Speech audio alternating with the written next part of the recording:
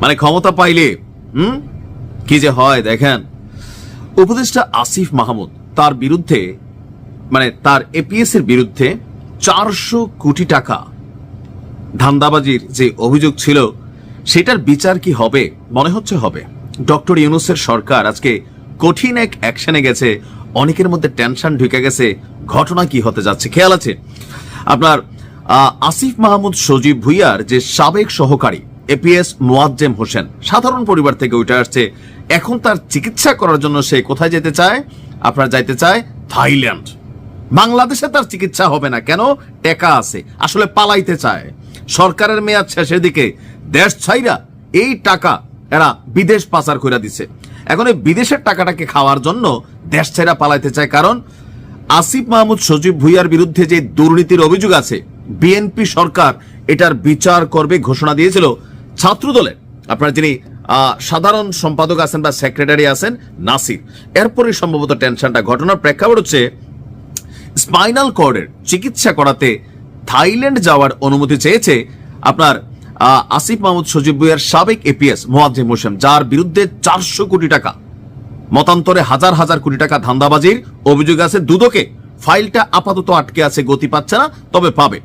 ওই আবেদনে উল্লেখ করা হয় তাকে ষড়যন্ত্রমূলকভাবে হয়রানি করার উদ্দেশ্যে এই পিটিশন মামলায় সম্পৃক্ত করা হয়েছে।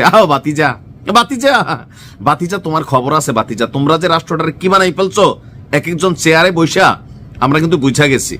এখন বাতিজার বক্তব্য হয়রানি, তো তোমাকে কে হয়রানি করতে চায়? কে? আস্তে আস্তে সব বের হবে বাবা। মূলত তিনি কোনো প্রকার আইন শৃঙ্খলা ভঙ্গকারী এবং রাষ্ট্রবিরোধী কর্মকাণ্ডে জড়িত নন।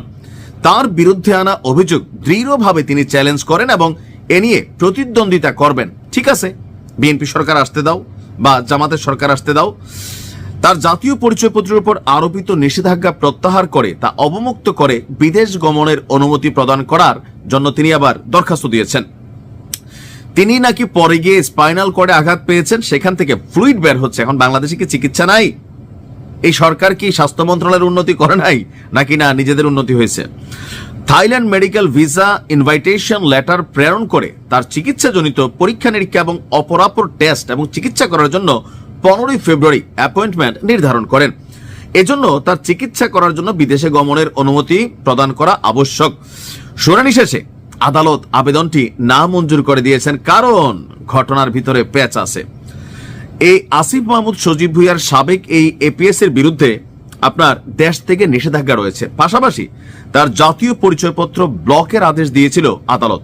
দুদকের উপপরিচালক মিনু আক্তার সুমির আবেদনের প্রেক্ষিতে মহানগর দায়রা জজ মোহাম্মদ জাকির হোসেন গালিবের আদালত এই আদেশ দেন। এ ভাগা যাবে না, এ ভাইগা গেলে এর যে বস বা আরো বস আছে উপরে কারা, সবগুলা কিন্তু বাইচা যাবে। কারণ কি, সে দেশটা পালাই যাবে।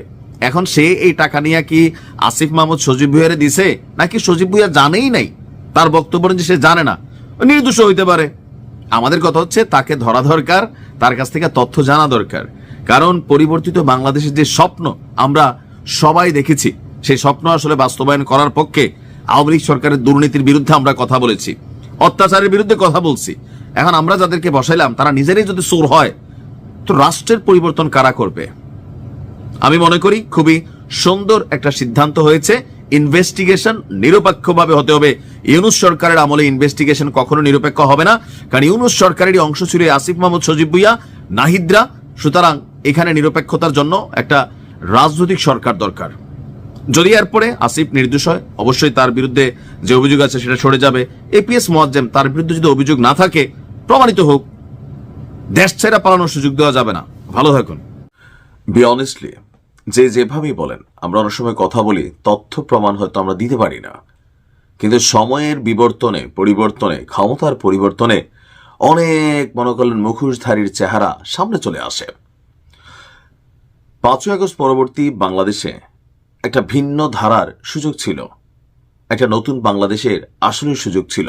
কিন্তু যারা এই নতুন বাংলাদেশ গড়বে নিজেরাই দুর্নীতিতে জড়িয়ে পড়েছে। নির্লজ্জের মতন তাদের বিরুদ্ধে যখন নিউজ হয়েছে, তারা পদত্যাগ করেনি। আবার ভবিষ্যতে কোনো সরকার আসলে পদত্যাগ করবে এমনটা আশা করা বোকামি। কথা বলছি এনসিপির এই মুহূর্তে যিনি যে নির্বাচনী পরিচালনা কমিটির সমন্বয়ক আছেন, আর সরকারের সাবেক শক্তিশালী একজন উপদেষ্টা আসিফ মাহমুদ সজীব ভুঁইয়া, তার বিরুদ্ধে, তার এপিএস এর বিরুদ্ধে হিউজ পরিমাণ দুর্নীতির অভিযোগ আছে, কিন্তু এটা প্রমাণ হচ্ছে না কেন? ইউনূস সরকার নিজে এখন ক্ষমতায় বসে আছেন, কিন্তু এই সরকার সরে গেলে আসিফ মাহমুদ সজীব ভুঁইয়ার বিচার এই বাংলাদেশের মাটিতে হবে। কথাগুলো আমি বলছি না, কথা বলছে বিএনপিরই খুবই লিডিং একজন ক্যারেক্টার, এমনকি হবে যে 100% যদি দেশ ছেড়ে না পালাই যায়। কারণ বাংলাদেশে হয় কি, এরকম সিস্টেম হলে ভেগে ডেগে যাই আমরা, কারণ আমরা দুর্নীতিবাদ জাতি। আসিফ মাহমুদ সজীব ভুঁইয়ার দুর্নীতির বিচারের দাবিতে হুঁশিয়ারি দিয়েছে ছাত্রদলের কেন্দ্রীয় কমিটির সাধারণ সম্পাদক নাসির উদ্দিন। তিনি বলছেন যে বাংলাদেশের মানুষ দুদকের মাধ্যমে অবশ্যই তদন্ত করবে এবং আসিফ মাহমুদের এই দুর্নীতির বিচার বাংলার মাটিতেই হবে। দুর্নীতিকে আসিফ মাহমুদ করছে, তার যে এপিএস ছিল, যারা শত কোটি টাকার দুর্নীতির অভিযোগ ছিল, দুদক এটার ইনভেস্টিগেশন কে এখনো কমপ্লিট করছে? করে নাই। কেন? ক্ষমতায় এরা হ্যালো কাজ করতেছে, ভয় পাচ্ছে ইউনূস সরকার কোন দিকে মুভমেন্ট করে। দুদকে যারা কাজ করে তারা তো আসমান থেকে টপকানো কোনো ব্যক্তি না। এই দেশের মানুষ চাকরির প্রতি মায়া আছে, ক্ষমতাবান ক্ষমতাশীল মানুষকে ভয় পায়। যেমন মরহুম বেগম খালেদা জিয়ার বিরুদ্ধে 2 কোটি টাকার একটা অভিযোগে ওনাকে জেল খাটানো হয়েছে। তো সেই ক্ষেত্রে আসিফ মাহমুদ সজীব ভুঁইয়া তো ধরেন নেতার র্যাঙ্কিং এ এখন গণলে কার মতন, একটা ছাত্রদলের বা ছাত্র শিবিরের লোকাল একজন নেতার মতনই তার অবস্থান। ক্ষমতায় থাকলে সবার হিসাব আলাদা। তো তার বিচার হবে না? অবশ্যই হবে। ইনভেস্টিগেশন হবে না? হবে। শত শত কোটি টাকার অভিযোগ, মার্ডার কেসের মানে অনেক কিছু তো তাকে কানেক্ট করা হয়েছিল। পরবর্তী সময়গুলা আমরা আর এটার শেষ দেখতে পাই নাই যে ক্ষমতায় থাকার ফলে যা হয়। তো এই বিষয়গুলোই ছাত্রদলের যিনি আছেন তিনি এই বক্তব্য দিয়েছেন। পোস্টাল ব্যালটে পক্ষপাতের অভিযোগ সহ 3টি ইস্যুতে নির্বাচন কমিশনের প্রধান কার্যালয় ঘেরাওয়ের ঘোষণা দিয়েছে ছাত্রদলের নেতাকর্মীরা। তারা বলছে দাবি আদায় না হওয়া পর্যন্ত এই কর্মসূচি চালিয়ে যাবেন। আসিফকে উদ্দেশ্য করে নাসির বলেন, জুলাই আগস্টে আপনি ভূমিকা রেখেছেন, আপনি নেতৃত্ব দিয়েছেন।